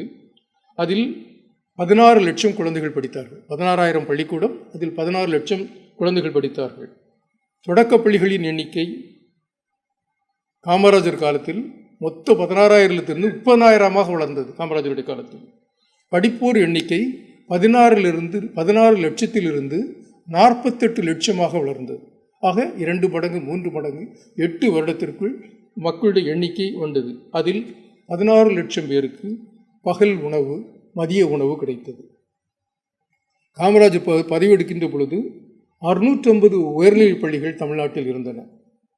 அதை அந்த கடந்த 8 ஆண்டுகளில் காமராஜர் 2200க்கும் மேற்பட்ட உயர்நிலைப் பள்ளிகளாக மாற்றினார். அவர் பதவியேற்ற பொழுது 3,86,000 மாணவியர்கள் உயர்நிலைப் பள்ளிகளில் படித்தார்கள். ஏறக்குறைய 4 லட்சம் மாணவர்கள் உயர்நிலைப் பள்ளிகளில் படித்தார்கள். அந்த எண்ணிக்கையை 13 லட்சமாக மாற்றி காட்டினார் காமராஜர். ஆக மதிய உணவின் மூலமாகவும் பள்ளிக்கூடங்களின் எண்ணிக்கையின் வளர்ப்பதன் மூலமாகவும் அவர் காமராஜர் இந்த பள்ளிக்கூடங்களையும் கல்வியையும் மிக வளர்த்தி காட்டார். இப்போ இது போயிட்டு இருக்கும் பொழுது ஒன்றை பார்க்குறாங்க, எல்லா பள்ளிக்கூடங்களிலும் பள்ளிக்கூட பிள்ளைகள் கூடுது, ஆனால் பெண் பிள்ளைகள் அதிகம் படிக்க வரல. காமராஜ் இதை பார்க்குறாரு. நம்ம மதிய உணவு கொடுக்குறோம், பெண் பிள்ளைகள் ஏன் படிக்க வரமாங்க அப்படின்னு சொல்லி பார்த்தாச்சுன்னு சொன்னால், அந்த பிள்ளைகளுக்கு போட்டுட்டு வர்றதுக்கு சட்டை இல்லை. பெண் பிள்ளைகள் பசங்கன்னு ஏதாவது ஒரு சட்டையை போட்டு வந்துடுறான், ஆனால் பொம்பளை பிள்ளைகளுக்கு சட்டையை போட்டு வர்றதுக்கு வாய்ப்பு இல்லை. அதனால் இந்த பிள்ளைகளுக்கு சட்டையை கொடுக்கணும் அப்படிங்கிறதுக்காக அதை பொதுமக்கள் தங்கள் கான்ட்ரிபியூஷன் ஸ்கூலில் கொடுக்குறதுக்கு பணம் கிடையாது, பொதுமக்கள் மூலமாக கொடுக்க வேண்டும் அப்படின்னு சொன்னதான் சீருடை திட்டம் வரும். குழந்தைகளுக்கு சீருடை கொடுக்க வேண்டும், எல்லா பள்ளி குழந்தைகளுக்கும் சீருடை கொடுக்க வேண்டும் என்று ஒரு திட்டம் வரும். அப்போ தான் ஒரு சம்பவத்தை சொல்கிறார். இவரும் நம்ம சுந்தர வடிவேலுவும் இந்த சீருடை திட்டத்தை துவக்குவதற்காக கடம்பூர் அப்படின்னு சொல்லி திருநெல்வேலி மாவட்டத்தில் இருக்குது. கடம்பூர் போலின்லாம் கேள்விப்பட்டிருப்பீங்க. யாருக்குரிய கோயில்பட்டிக்கும் திருநெல்வேலிக்கும் இடையில் இருக்குது. அந்த கடம்பூருக்கு இவர்கள் போகின்றார்கள். குன்றக்குடி அடிகளாரும் நம்ம சுந்தர வடிவேலும் அந்த திட்டத்தை ஆரம்பித்து வைப்பதற்காக அந்த பள்ளிக்கூடத்துக்கு போகின்றார்கள். அவங்க காரில் போயிட்டு இருக்கும் பொழுது பிள்ளைகள் யூனிஃபார்ம் போட்டுட்டு ஸ்கூல் பிள்ளைகள் அந்த பள்ளிக்கூடத்துக்கு போகுது. அப்போ அவங்க குன்றக்குடி அடிகளார் சொல்கிறாரு, இந்த பிள்ளைகளை நிறுத்தி இந்த பிள்ளைகிட்ட பேசும் அப்படின்னு சொல்லி அவர் வண்டியை நிறுத்தி அவர் பேசுகிறாரு. அப்போ அவர் கேட்குறாரு, எங்கே போகிறீங்க அப்படின்னு சொல்கிறாரு. நாங்கள் பள்ளிக்கூடத்துக்கு போகிறோம் அப்படின்னு சொல்லி. சாமி நாங்கள் பள்ளிக்கூடத்துக்கு போகிறோம். அவர் யாருன்ட்டு அவங்களுக்கு தெரியாது. சாமின்றவருக்கு அவருடைய காவி உடையை பார்த்து தாடியை பார்த்து சாமி நாங்கள் பள்ளிக்கூடத்துக்கு போகிறோம் அப்படின்னு சொல்லி. இது என்ன சட்டம் அப்படின்னு கேட்குறாரு. இதான் எங்களுக்கு பள்ளிக்கூடத்தில் புதுசாக சீருடை தந்திருக்கிறாங்க, இது எதுக்கு அப்படின்னு ஒன்று. அப்போ அந்த பிள்ளைகள் சொல்கிறதா அவர் சொல்கிறார், சாமி எங்களில் பணக்காரன் யார் பாவப்பட்ட யாருன்னு நீங்கள் இப்போ கண்டுபிடிக்க முடியுதா அப்படின்னு கேட்குறாரு. இல்லையே, நீங்கள் எல்லோரும் ஒன்றா தானே இருக்கீங்க, இங்கே சட்டம் அப்படி இருக்குன்னு சொல்லி கேட்குறாரு. அப்புறம் இன்னொரு பையன் கேட்குறான், எங்கள் ஊரில் பறையர்களும் இருக்கிறாங்க, பிள்ளைமாரு இருக்கிறாங்க, நாங்கள் யார் பறையர் யார் பிள்ளைமாரு நீங்கள் சொல்ல முடியுமா அப்படின்னு சொல்லி ஒரு பையன் கேட்குறான் அவர்கிட்ட. அவர் பார்த்துட்டு என்னால் ஒன்றும் சொல்ல முடியல, நீங்கள் எல்லாம் ஒன்று போல் தான் இருக்கீங்க, அதுக்காக தான் எங்களுக்கு இந்த சட்டை அப்படின்னு சொல்லி அவர் சொல்லுவார். அந்த சம்பவத்தை அந்த கூட்டத்தில் கூட குன்றக்குடி அடிகளார் குறிப்பிட்டார். எனக்கு நன்றாக இருக்கிறது, நானும் 6ஆம் கிளாஸ் படிக்கிற பொழுது எங்களுக்கு முதல் முறையாக யூனிஃபார்ம் போட்டாங்க. எனக்கெல்லாம் பச்சை கால் சட்டை, ஒரு ஐவரி கலரில் சட்டை, மஞ்சள் சட்டை போட்டுக்கொண்டு நானும் அதிலிருந்து அந்த விஷயத்தில் இருந்தால் ஸ்கூலில் ஹைஸ்கூலுக்கு சீருடை போட்டு அணிந்து கொண்டு போகிறத ஒரு ஞாபகம் எனக்கு கூட அது வருகிறது. ஆக இப்படி ஒவ்வொரு மாற்றங்கள் என்பது வந்து கொண்டிருக்கிறது. அப்புறம் ஒரு சம்பவத்தை அவர் சொல்கிறார். 7000 பண்ணைன்னு சொல்லி ஊர் இருக்குது, கோயில்பட்டி பக்கத்தில் 7000 பண்ணைன்னு சொல்லி ஊர் இருக்குது, நல்ல செழிப்பான ஊர். அங்கேருந்து ஒரு பெரிய ஒருத்தர் வருவார். அவர் முன்னால் சுதந்திர போராட்ட தியாகி, சிறைக்கு சென்றவர், காமராஜருக்கு ரொம்ப வேண்டியவர். அவர் ஒரு ஸ்கூல் நடத்துகிறார், அந்த ஸ்கூலுடைய கரஸ்பாண்டன்ட் அவர் நம்ம சுந்தர வடிவில் பார்க்க வர்றார். பார்த்துட்டு ஒரு அப்ளிகேஷன் கொடுக்க, எங்களுடைய பள்ளிக்கூடத்திற்கு கொஞ்சம் அரசுலேருந்து கொஞ்சம் நிதி உதவி தரணும் அப்படின்னு சொல்லி சொல்கிறார். அவர் வாங்கி வச்சுக்கிட்டார். அப்புறம் வந்தவர் இந்த 7000 பண்ணையார் சொல்கிறாரு, நான் தப்பாக நினச்சிக்காதுங்க, உங்கள்கிட்ட வர்றதுக்கு முன்னாடி நான் காமராஜரை பார்க்க போயிருந்தேன். அவர் எதுக்கு வந்தீங்கன்னு கேட்டார். அவர்கிட்ட மறைக்க முடியல, அதனால நான் அவர்கிட்ட வந்த காரியத்தை சொல்லிட்டேன். இதை நான் உங்கள்கிட்ட தான் கொடுத்துருக்கணும், ஆனால் தவறுதலாக வேறு வழி இல்லாமல் அவர்கிட்ட கொடுத்துட்டேன், அதனால் நீங்கள் தப்பாக நினச்சிக்காதுங்க அப்படின்னு சொல்லி சொல்கிறார். அந்த காலத்தில் ஒரு நாகரிகம் எப்படி இருக்குது பாருங்கள். சீஃப் மினிஸ்டர்கிட்ட கொடுத்துட்டேன் அப்படின்னு சொல்கிறது ஒரு பெருமையாக சொல்லாமல், நான் தப்பு பண்ணிட்டேன், உங்கள்கிட்ட தான் அந்த அப்ளிகேஷன் கொடுக்கணும், அதை கொடுக்குறதுக்கு பிறகு நான் சீஃப் மினிஸ்டரை கொடுத்துட்டு நீங்கள் தப்பாக நினச்சிக்காதுங்க, இதை பார்த்து பண்ணுங்க அப்படின்னு சொல்லி சொல்கிறார். இவருக்கு இந்த 7000 பண்ண இதை ஞாபகம் இருக்குது. காமராஜர் தன்னிட்ட பேசுவார். அப்போ அதை பற்றி நம்ம பதில் பேசலாம் அப்படின்னு சொல்லி சொல்கிறார். 1 மாதம் ஆகுது, காமராஜர் அதை பற்றி ஒரு வாரத்தை கூட பேசலை. அப்போ அவங்க 2 பேரும் டி நகருக்கு தான் வர்றாங்க. டி நகர் உயர்நிலைப் பள்ளியினுடைய ஆண்டு விழாவுக்கு காமராஜரும் பள்ளிக்கல்வித்துறை இயக்குனரும் வர்றாங்க. 2 பேரும் வர்றாங்க. அந்த ஆண்டு விழா ப்ரோக்ராமை பார்க்குறாரு காமராஜர். அதில் என்ன வருது அப்படின்னு சொல்லியாச்சுன்னு சொன்னால், அறிக்கையில் இந்த தியாகராய நகர் உயர்நிலை பள்ளிக்கூடத்தில் இந்த டக்கர் பாபாவிலிருந்து அர்ஜுன மாணவர்கள் ஏராளமாக கலந்து கொண்டு படிக்கிறார்கள்னு காமராஜர் ரொம்ப உற்சாகமாயிட்டாராம். ஆகா, இவ்வளவு அர்ஜுன மாணவர்கள் இங்கே டக்கர் பாபாவில் வந்து படிக்கிறாங்க அப்படின்னு சொன்னோடனே அவர் இந்த விழா நடத்தி முடிச்சோடனே போகணும் வேணும் அப்படின்னு சொல்கிறவர் வந்து, நான் இந்த பிள்ளைகளுடைய முழு நிகழ்ச்சியும் பார்த்துட்டு போகிறேன், கலை நிகழ்ச்சியும் பார்த்துட்டு போகிறேன்னு சொல்லி சீஃப் மினிஸ்டர் உட்காந்து பார்த்துட்டு இருக்காரு. இப்போ இவர் வந்து கேட்குறாரு, இவருக்கு இதை காமராஜர் வந்து இந்த 7000 பண்ண விஷயத்தை நம்மகிட்ட ஒரு வார்த்தை கூட சொல்லலை, அவர் மனசில் என்ன நினச்சிக்கிட்டு இருக்காருன்னு தெரியல அப்படின்னு சொல்லிட்டு இப்படி 7000 பண்ண விஷயமா வந்தார். ஆமாம் வந்தார், அதை பற்றி நீங்கள் என்ன நினைக்கிறீங்க அப்படின்னு சொல்லி, நான் என்ன நினைக்கிறதுக்கு இருக்குது பாருங்க சுந்தர வடிவேலு சார், நான் ஆட்சியில் இருக்கிறேன், இதே மாதிரி தினமும் 200 பேர் 300 பேர் என் காதில் வந்து 1000 காரியங்களை சொல்லுவாங்க. நீங்கள் பதவியில் இருக்கீங்கிட்ட உங்கள்கிட்ட 100 பேர் சொல்லுவாங்க. அதையெல்லாம் நம்ம வந்து ரொம்ப சீரியஸாக எடுத்துக்கூடாது. சட்டப்படி எது சரியோ அதை கொடுங்க. உங்களுக்கு அதுக்கு அவருக்கு உதவி கொடுக்கலாம்னா கொடுங்க. ஏன்னா என்னுடைய கருத்து அதில் எதுவுமே கிடையாது. நேர்மையாக இருக்கணும், அதுதான் செய்யணும், நீங்கள் உங்கள் இஷ்டப்படி செய்யுங்க அப்படின்னு சொல்லிட்டு ஒரு சம்பவத்தை காமராஜர் சொன்னதாக அவர் சொல்வார். அதுக்கு பின்னால் இன்னொரு சம்பவத்தை சொல்லுவார். அது காமராஜர் வந்து இவங்க 2 பேர் வந்து மேலூருக்கு போகிறாங்க. மதுரையிலேருந்து மேலூருக்கு நல்லா சாப்பிட்டுட்டு மேலூருக்கு போகிறாங்க. மேலூருக்கு போகக்கூடிய வழியில் வந்துட்டு ஒரு 2 கிலோமீட்டர் போயிருப்பாங்க. காமராஜர் முதலமைச்சருடைய கார் வருது. அங்கே கிராமத்து மக்கள்லாம் வழியை மறிச்சிட்டு அவளை நிற்கிறாங்க. காமராஜர் ஒன்று நிற்கிறார், இறங்குறாரு. என்ன அப்படின்னு கேட்டாச்சுன்னு சொன்னால், நீங்கள் எங்கள் ஊருக்கு வரணும், நாங்கள் உங்களை பார்க்கணும், உங்களை பார்க்குறதுக்காக நாங்கள் வழி மறிச்சிருக்கோம் அப்படின்னு சொல்லிட்டு ஒரு பெரிய பந்தல் போட்டு அவரை கூட்டிகிட்டு கொண்டு போய் உள்ளே உட்காடுறாங்க. அந்த காரில் சுந்தர வடிவேலு இருக்கிறார். அவங்களை உள்ளே கூட்டி கொண்டு போனோன்னு வந்து அவங்க என்ன பண்ணுறாங்க, கிராமத்தில் என்ன பண்ணுவாங்க, நம்ம கலர்ன்ட்டு சொல்லுவோம், ஞாபகம் இருக்குதா, இந்த சோடா பாட்டில் இருக்கும் கலர் அதை வந்து காமராஜர் ஒன்று கொடுக்குறாங்க. அவரை வாங்கிட்டு ஒன்று குடிக்கிறாரு. ஒரு சிப்பை குடிச்சிட்டு அப்படியே பக்கத்துல, ஏன்னா அப்போ தான் அவங்க சாப்பிட்டுட்டு வர்றாங்க. சுந்தர வடிவேலு என்ன சொல்கிறாரு அப்படின்னு சொன்னால், எனக்கு வேண்டாம், நான் இப்போ தான் சாப்பிட்ருக்கேன் அப்படிங்கிறார். அப்போ காமராஜர் சொல்கிறார், இல்லை நீங்கள் தர்றாங்க இல்லையா, நீங்கள் வாங்கி குடிச்சிருங்க அப்படின்னு சொல்லி சொல்கிறார். இன்னும் சுந்தரவேலும் வாங்கி ஒரு வாயை குடிச்சிட்டு அவரும் பக்கத்தில் வச்சிடறாரு. அப்புறம் ஒரு 2 நிமிஷத்தில் அங்கேருந்து கிளம்பி அவங்க திரும்ப அங்கே வேலையை செய்கிறாங்க. அவங்க காரில் போகும்போது காமராஜர் சொல்கிறாராம், நான் வந்து உங்களை எதுக்கு இந்த கலரை குடிக்க சொன்னுங்கிறது தெரியுமா அப்படின்னு சொன்னார். எதுக்கு ஐயா அப்படின்னு கேட்டவுடனே அவர் சொல்கிறாரு, நீங்கள் அந்த ஏழைகள் அந்த மக்கள் வந்து நம்மகிட்ட வந்து அன்பு கொண்டு கொடுக்குறாங்க, அவங்க கொடுக்குறத நம்ம குடித்தா தான் நம்ம அவங்களுக்கு செய்யக்கூடிய உண்மையான மரியாதை. ஸோ அவங்களுக்கு உண்மையான மரியாதை நம்ம செலுத்தணும்னு சொன்னால் அதை நம்ம குடிச்சு தான் ஆகணும். அதை விட இன்னொரு முக்கியமான ஒரு காரியமாக இருக்குது, நீங்கள் இதை குடிக்க மாட்டேன் அப்படின்னு சொல்லியாச்சுன்னு சொன்னால், நீங்கள் இதை குடிங்கன்னு சொல்லி ஒரு 5-6 நிமிஷம் உங்களை வந்து குடிங்கன்னு சொல்லிட்டு இருப்பாங்க, வேறு எதையும் செய்ய விட மாட்டாங்க. நீங்கள் குடிச்சிட்டிங்க அப்படின்னு சொல்லியாச்சுன்னு சொன்னால் 1 நிமிஷத்துக்கு இந்த வேலை முடிஞ்சுது, நம்ம பாட்டுக்கு நம்ம வேலையை பார்க்குறதுக்காக நம்ம குழம்பி போய்விடலாம். அவரை பற்றி எதை பற்றி எதுவுமே கவலைப்பட வேண்டாம் அப்படின்னு சொல்லி காமராஜர் சொன்னதாக சொல்லுவார். அப்புறம் திருநெல்வேலி மாவட்டத்தில் நடந்து போயிட்டு இருக்கக்கூடிய இன்னொரு சம்பவத்தை சொல்லுவார். காமராஜர் சுந்தர வடிவேலெல்லாம் போயிட்டுருக்கிறாங்க. அப்போ அதில் காமராஜர் போகும்பொழுது வந்து எப்பொழுதும் வந்து ஒரு பெரிய கூட்டத்தை தான் கூட்டி கொண்டு போவார். அவர் பின்னால் இருக்கக்கூடிய எல்லாரும் சேர்த்துட்டு தான் ஒரு முதலமைச்சராக போவார். அப்படி போயிட்டு இருக்கும் பொழுது அங்கே வந்து ஒரு பெரிய ஒரு வயசானவர் ரோட்டில் போயிட்டுருக்காரு. தோளில் ஒரு கம்பை வச்சுருக்காரு. அந்த கம்பில் வந்து அவர் காலில் போட்டிருக்கக்கூடிய 2 செருப்பை எடுத்து அந்த கம்பில் போட்டு அதை தோளில் வச்சு கொண்டு போயிட்டுருக்காரு.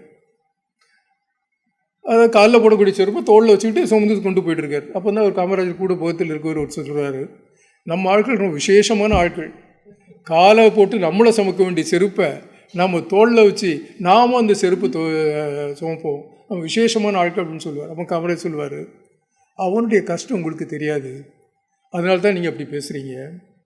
அவர் செருப்பு வச்சுருக்காரு இல்லையா, அவர் அந்த செருப்பை எங்கே உபயோகிப்பார், காட்டுக்குள்ளே முள்ளிலேயும் கல்லான இருக்கக்கூடிய பாதையிலையும் அவர் அந்த செருப்பை யூஸ் பண்ணிப்பார்.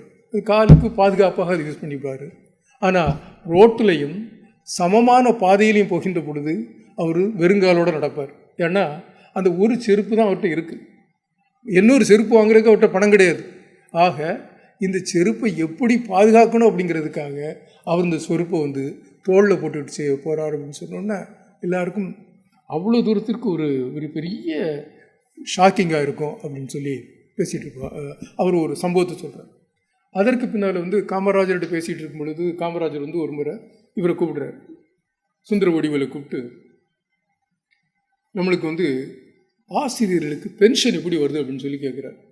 அப்போ அவர் சொல்கிறாரு, கவர்மெண்ட் ஸ்கூலுங்கிறது வந்து நாம் வந்து அரிஜின் ஸ்டூடெண்ட்ஸ்க்கு மட்டும்தான் அரசாங்கம் கவர்மெண்ட் ஸ்கூல் நடத்துது.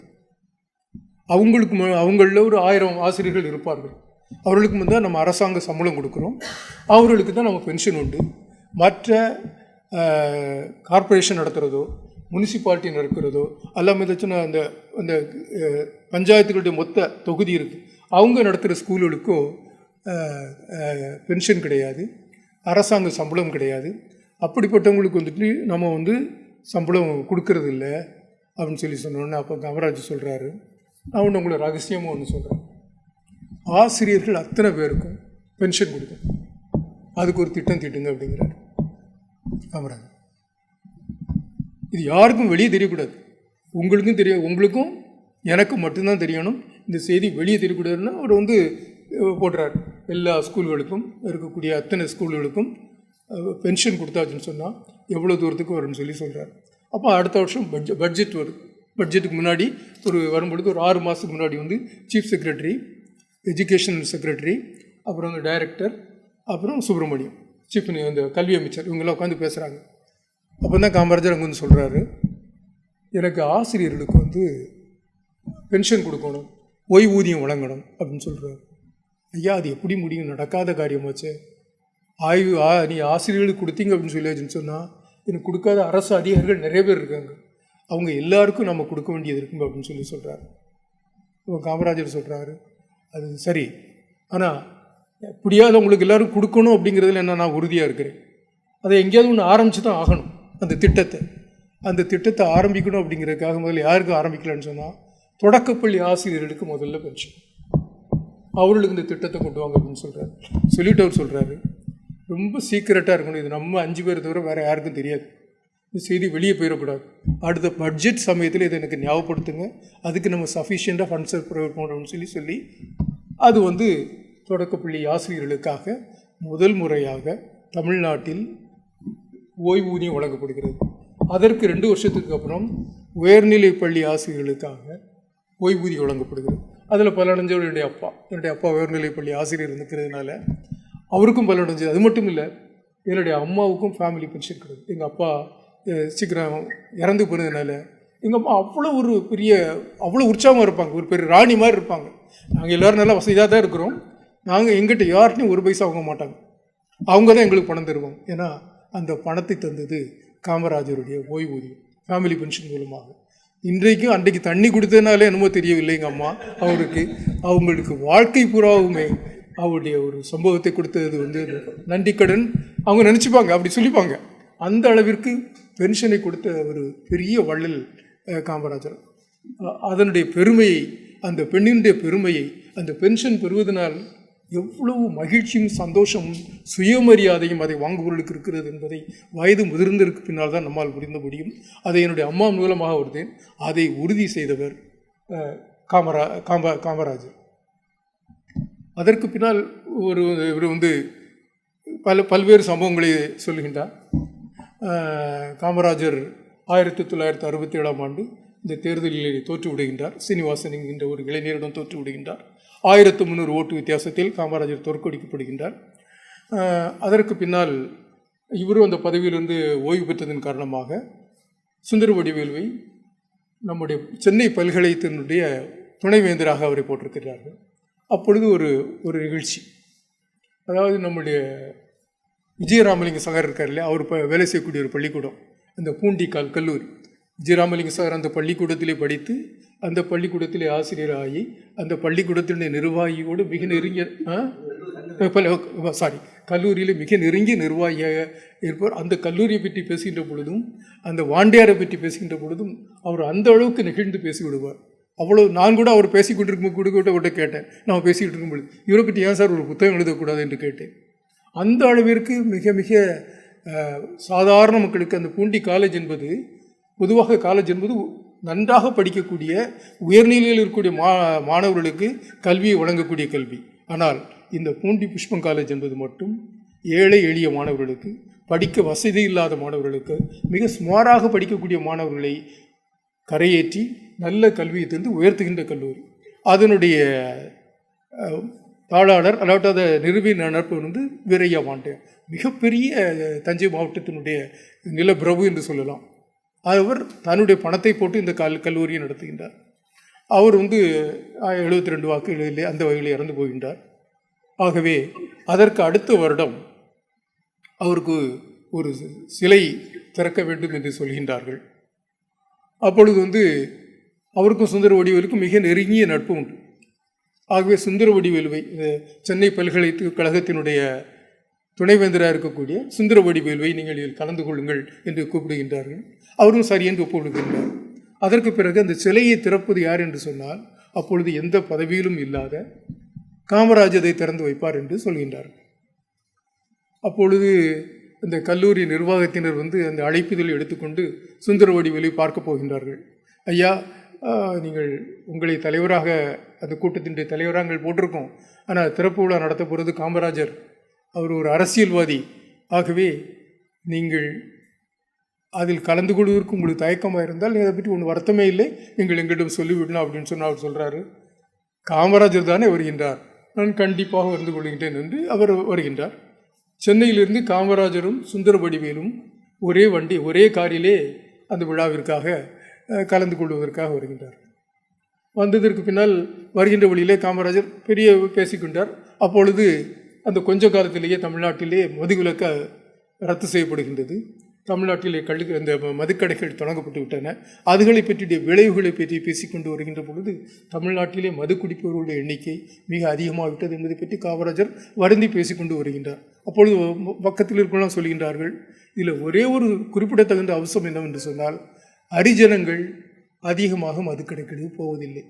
காமராஜருக்கு அவ்வளோ பெரிய சந்தோஷமாக அவங்க பேசிக்கொண்டு வருகின்ற பொழுது அதை பேசிக்கொண்டு வருகின்றார்கள். இந்த ஃபங்க்ஷன்லேயே நடக்கின்றது. காமராஜர் பேசியதற்கு பின்னால் அந்த சிலையை திறந்து வைத்ததற்கு பின்னால் இவர் பேசுகின்றார், நம்முடைய சுந்தர வடிவேலு பேசிகிட்டு இருக்கு. அவருடைய வீரையா வாண்டையாருடைய பெருமைகளை பற்றி பேசியதுக்கு பின்னால் காமராஜர் இந்த கல்வித்துறைக்காக என்ன பேசினார் என்பதை பற்றி அவர் பெரிய புள்ளி விவரங்களோடு எடுத்து பேசுகின்றார். காமராஜர் பற்றி ரொம்ப சிறப்பாக பேசிட்டு வந்துட்டார். அப்போது திரும்ப அவங்க ரெண்டும் சேர்ந்து ஒன்றா போகும்போது காமராஜர் சொன்னார், என்ன இப்படி பேசிட்டீங்களா அப்படின்னு சொல்லி கேட்டார் நம்ம சுந்தர வடிவேலுவிட்ட. இல்லை ஐயா, நான் தப்பிதமாக பேசிவிட்டேனா அப்படின்னு சொல்லி ரொம்ப பதட்டத்தோடு கேட்குறார். இல்லை நீங்கள் என்னை பற்றி இவ்வளோ தூரமாக நீங்கள் ஏன் பேசணுமே, ஏன் பேசுனீங்க அப்படின்னு சொல்லி கேட்குறாரு. அப்போ அவர் சொல்கிறாரு, ஐயா, நான் உள்ளது தானே பேசினேன், எந்த விதத்தில் கூட நான் எல்லை மீறியோ உயர்வாக உங்களை பற்றி நான் பேசவில்லை, என்ன நடந்ததோ அதை பற்றி தான் நான் பேசினேன் அப்படின்னு சொல்கிறார். அதெல்லாம் சரிதான், ஆனால் நீங்கள் என்னை பற்றி பேசுகின்ற பொழுது உங்கள் மீது குறை சொல்வதற்காக பொறாமை கொள்வதற்காக நிறைய பேர் காத்திருக்கின்றார்கள், ஆட்சியில் இருக்கின்றார்கள். என்னை பற்றி பெருமையாக பேசினால் உங்கள் மீது அந்த குறை வரும், உங்களுக்கு சிக்கல் வரும். ஆகவே இந்த மாதிரி நீங்கள் பேசக்கூடாது அப்படின்னு சொல்லிட்டார். அடுத்த நாள் இவர் பேப்பரை பார்க்குறாரு சுந்தர வடிவேலு. அவருடைய பேச்சை பற்றி ஒரு வார்த்தை கூட இல்லை, காமராஜரை பற்றி அவர் பேசுகிறதை பற்றி ஒரு வார்த்தை கூட எந்த பத்திரிகையிலும் இல்லை. அவருக்கு ரொம்ப வருத்தமாக இருந்தது, நம்ம இவ்வளோ கஷ்டப்பட்டு காமராஜரை பற்றி பேசியிருக்கோம், பத்திரிகைகளில் அவரை பற்றி ஒரு செய்திகள் கூட இல்லை என்று. அதற்கு பின்னால் தான், ஒரு மாதத்திற்கு பின்னால் தான் தெரிந்தது. காமராஜர் பத்திரிகை நிருபர்களை கூப்பிட்டு சொல்லியிருக்கார், நீங்கள் அவருடைய பேச்சையெல்லாம் ஷார்ட் ஹேண்டெல்லாம் எடுத்தீங்க, அப்படியே உங்களுக்குள்ளே வச்சுக்கோங்க, எதுவும் பத்திரிகைகள் வரக்கூடாது. அவருக்கு வந்தாச்சுன்னு சொன்னார். அவர் பல்கலை துணைவேந்தராக இருக்கார். இப்போ உள்ள ஆட்சியாளர்கள் அவர் மீது தவறை கண்டுபிடிப்பார்கள், அவருக்கு சிக்கல் வரும். ஆகவே அவர் என்னை பற்றி பேசி எந்த செய்தியையும் நீங்கள் பத்திரிகையில் போட்டு விடக்கூடாது என்று சொல்கிறார்.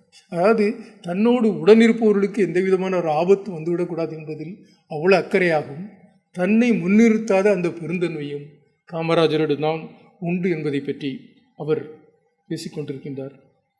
இதான் காமராஜரை பற்றி நம்ம சொல்லிட்டு இருக்கும் பொழுது, அதுக்கப்புறம் பல்வேறு நிகழ்ச்சிகள். அது இந்த புத்தகத்தை நீங்கள் படித்தார் என்று சொன்னால் ஏறக்குறைய ஒரு நாவல் போல் இந்த புத்தகம் போயிட்டுருக்கு.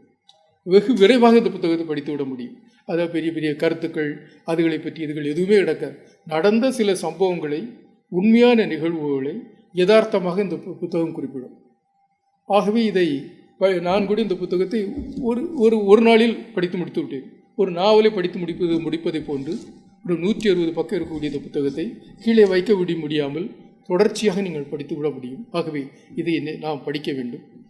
இதை பிடித்ததற்கு பின்னால் கடைசியில் இவ்வளவெல்லாம் காமராஜர் காலத்துடைய இதை சொன்னதற்கு பின்னால் அவர் காமராஜருடைய மரணத்தோடு தான் அந்த கடைசி சாப்டர். 1975 அக்டோபர் 2ஆம் தேதி காமராஜர் மரணம் அடைகிறார். காந்தி பிறந்த அன்றைக்கு, அவருக்கு மிக பிடித்தமான அன்றைக்கு, காந்தி பிறந்த அன்றைக்கு காமராஜர் இறந்து விடுகின்றார். ஆக அந்த தமிழ்நாட்டில் மிகப்பெரிய கூட்டம். அப்போ அவர் சொல்கிறார், அடுத்து அக்டோபர் 3ஆம் தேதி அவர் காந்திக்கு அரசு மரியாதையுடன் அந்த அவருடைய இறுதி ஊர்வலம் நடக்கிறது. தமிழ்நாட்டில் அப்பொழுது யாரும் சந்திக்காத அளவிற்கு ஒரு 30 லட்சம் மக்கள் குழுமி இருக்கின்றார்கள். அன்றைக்கு கடும் மழை, காமராஜர் இறுதி ஊர்வலம் நடக்கின்ற அந்த வேளையில் கடும் வேலை. அப்பொழுது 30 லட்சம் மக்கள் அந்த விழாவிலே கலந்து கொண்டிருக்கின்றார்கள். அதிலே அவர் தன்னுடைய கருத்தை சொல்லாமல் அவர் சந்தித்த சில இளைஞர்களுடைய கருத்தை அவர் சொல்லுகின்றார். யார்? சுந்தரவடிவேல். அவர்கள் என்ன சொல்கிறாங்க அப்படின்னு சொல்லிட்டுன்னு சொன்னால், காமராஜர் பதவியிலிருந்து விலகி 12 வருஷம் ஆனதற்கு பின்னாலும் இன்றைக்கு 30 லட்சம் மக்கள் இந்த கூட்டமாக இன்றைக்கு வந்திருக்கின்றார்கள். அதுக்கு அவங்க எதனால் அவங்க வந்திருக்காங்க அப்படிங்கிறதுக்கு அந்த மக்கள் என்ன சொல்கிறாங்க அப்படின்னு சொன்னால், அந்த ஒரு 2 இளைஞர்கள் பேசுகிற இவர் கேட்டுட்டு இருக்காரு. எதனால் அவர்கள் வந்து சேர்ந்திருக்கிறார்கள்? கோடி கோடியாக பணத்தை வழங்கிய போதும் காசு தன்னிடம் சேரவிடாத காமராசருடைய நாணயத்திற்கு மக்கள் செலுத்தும் காண இது. எவ்வளோ கோடி கோடியாக பணம் தன்னிடம் வந்ததற்கு பின்னாலும் தனக்கென்று ஒரு காசு கூட சேர்த்து கொள்ளாத காமராசருக்காக மக்கள் செலுத்துகின்ற நாணயமான ஒரு காணிக்கை இது என்று சொல்கின்றார். அப்போ அடுத்தவர் சொல்கிறார், இப்போது 30 லட்சம் பேர் கூடி பெருமைப்படுத்துகிறார்கள். அன்று சொந்த ஊரிலேயே தமிழர் யாரும் அடையாத புகழின் சிகரத்தில் வீற்றிருக்கையில் 1300 வாக்கு குறைவால் தோற்கடித்து அவரை அவமானப்படுத்தி விட்டார்களே, இதுதான் எனக்கு புரியலைன்னு சொல்லி ஒரு இளைஞர் வந்து சொல்கிறார். இது அந்த புத்தகத்தினுடைய கடைசி பேஜ். அது தன்னுடைய கருத்தை அவர் அந்த இளைஞர்கள் சொன்ன கருத்தாக அவர் வெளிப்படுத்துகிறார். தன்னுடைய மன வருத்தங்களையும் அந்த காமராஜர் ஏன் தோற்றாருங்கிறதுக்கு அவர் சொல்கிறார். அப்போ அதுக்கு அந்த இன்னொருத்தர் சொல்கிறார், இதில் புரியாத புதிர் ஒன்றும் இல்லை, இதுவே தமிழர்களின் புத்தி. நாங்கள் 4ஆம் ஜாதியாக இருக்கலாம் என்று ஒரு வேளைக்கு வேலை கத்துவார்கள். நாங்கள் 4ஆம் ஜாதியாக இருக்கலாமோ அப்படின்னு சொல்லிட்டு வேலைக்கு வேலை வந்து ரொம்ப வருத்தப்பட்டு பேசுவார்கள். தப்பித்தவறு அவர்களில் ஒருவர் பெரியவராகிவிட்டால் உடனே பாய்ந்து கடித்து குதறிவிட்டே மறுவேலை பார்ப்பார்கள். அப்பழுக்கில்லாத பெருந்தலைவரை அவமானப்படுத்த அவரை காப்பாற்ற முன்வர மாட்டார்கள். ஒப்பாரி ஒன்றே தமிழர்களுக்கு தெரியும். ஆதரிக்க வேண்டியவற்றை தக்க சமயத்தில் ஆதரிக்க மாட்டார்கள்.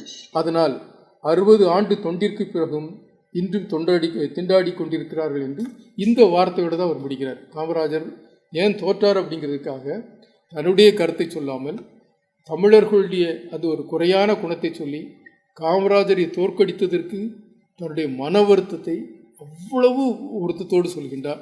ஆகவே இந்த புத்தகத்தை தமிழ்நாட்டினுடைய கல்வி வளர்ச்சியை இன்றைக்கு இந்தியாவில் இருக்கக்கூடிய அனைத்து மாநிலங்களிலும் விட படித்தவர்கள் எண்ணிக்கையிலும், படித்த பெண்களின் எண்ணிக்கையிலும், படித்து வேலைக்கு செய்பவர்களின் எண்ணிக்கையிலும், இன்றைக்கு கல்லூரிக்கு செல்கின்ற மாணவர்களின் எண்ணிக்கையிலும், கல்லூரிகளின் எண்ணிக்கைகளின் அளவிலும், உயர்கல்வியிலும் முதல் இடத்தை தமிழ்நாடு பிடித்திருக்கிறது என்று சொன்னால் அதற்கு காமராஜர், சுந்தரவடிவேலு, சுப்பிரமணியம் போன்ற அந்த தன்னிகரில்லாத ஒரு நேர்மையான தலைவர்கள் போட்ட அடிச்சுவட்டின் வழியிலே தான் இன்றைக்கு தமிழகம் நடைபோடுகிறது. ஆகவே அந்த வரலாற்றை, அந்த உண்மையினை, அந்த மறுபக்கத்தை தெரிந்து கொள்வதற்கு இந்த புத்தகம், கல்வி வள்ளல் காமராஜர் என்கின்ற புத்தகம் மிக மிக அற்புதமாக இருக்கும். இந்த கல்வி வள்ளல் என்கின்ற பெயரை காமராஜருக்கு கொடுத்தது யார் என்று சொன்னால் தந்தை பெரியார். பெரியாரிடமிருந்து ஒரு பட்டத்தை பெறுவது என்று சொன்னால் மிக மிக அபூர்வமான ஒரு காரியம். அவர் என்ன சொல்கிறார் என்றால், கல்வி கண்ணை திறந்த கல்வி வள்ளல் காமராஜர் என்று சொன்னதோடு மட்டுமில்லாமல் இந்த தமிழ்நாட்டை காப்பாற்றிய இரட்சகர் காமராஜர் என்று சொல்கிறார். காமராஜர் அந்த அளவிற்கு தமிழகத்தினுடைய கல்வி வள்ளலாகவும் தமிழகத்தினுடைய இரட்சகரான காமராஜருடைய வாழ்வினுடைய சேவையினுடைய ஒரு பக்கத்தை இது இந்த புத்தகம் பேசுகிறது. இதை அனைவரும் படிக்க வேண்டும் என்று கூறி முடித்துக் கொள்கின்றேன். நன்றி, வணக்கம்.